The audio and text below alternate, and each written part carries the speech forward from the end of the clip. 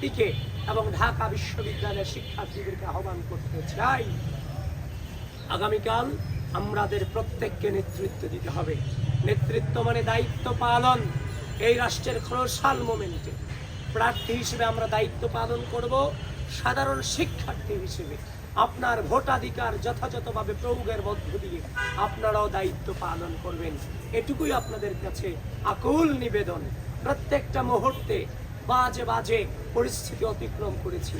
স্বাধীন এই সার্বভৌম 5 আগস্ট পরবর্তী বাংলাদেশে আবারও সেই একই নোংরামির শিকার হতে হবে, সেটা সত্যিকার অর্থেই চরম বেদনাদায়ক, চরম বেদনাদায়ক।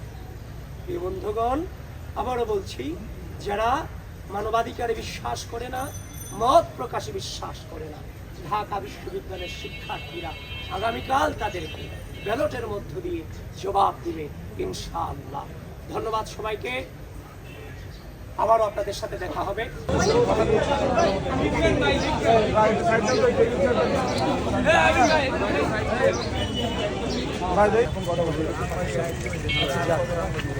এই জয়কি কাজ করতে পারতেছি তো।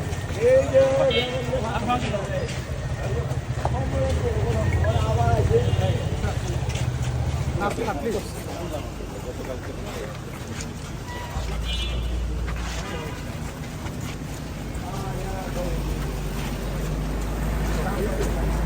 আসসালামু আলাইকুম।